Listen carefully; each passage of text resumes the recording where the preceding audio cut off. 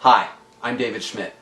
Last week, prominent same-sex advocate Joe Solmonese, the president of the Human Rights Campaign, stated on MSNBC that he believes adoption agencies that do not perform gay adoptions should be shut down.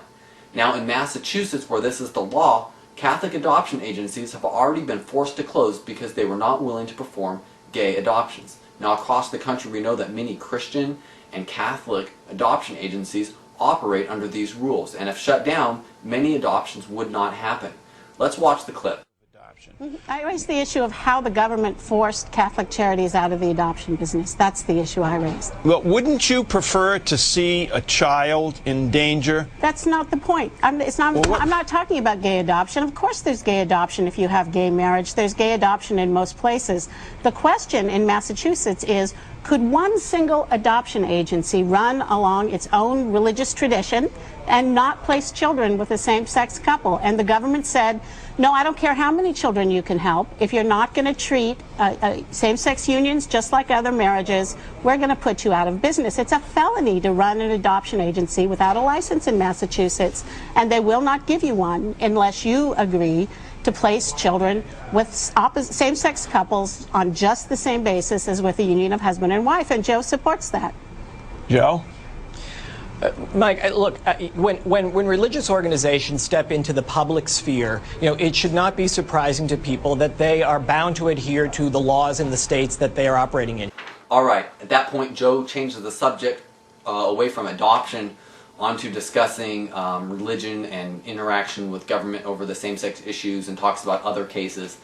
So I stopped the clip there because nothing after that relates to the issue that I'm talking about here.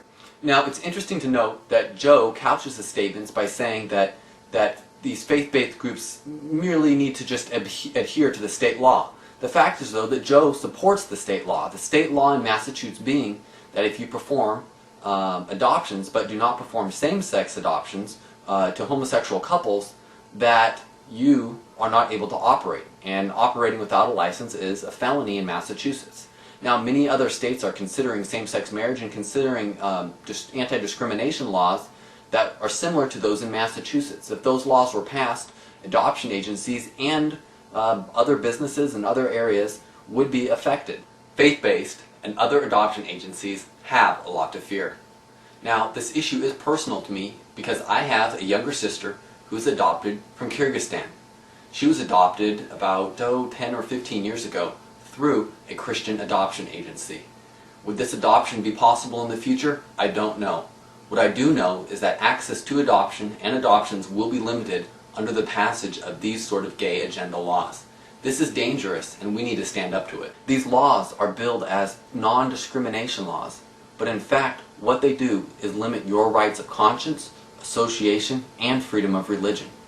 It is really ironic that the president of the Human Rights Campaign is advocating for laws that I like to call gay fascism, where laws are being changed and forced in a way so that rights of everyday Americans are being constrained. This is wrong, and it needs to stop. The gay rights agenda needs to look itself in the face and say, you know what? There has got to be a way that we can craft laws so that they can expand rights of gay citizens without changing the way our fundamental fabric of our society works, and without forcing many people across the country to have opportunities taken away from them, opportunities to work in the adoption services field or other areas, and the opportunity to run adoption services as they choose in compliance with state standards. The problem is when these state standards adopt requirement of gay and lesbian adoptions, the children around the world suffer because that means less adoption agencies to be able to perform adoptions. This is damaging, and we know it.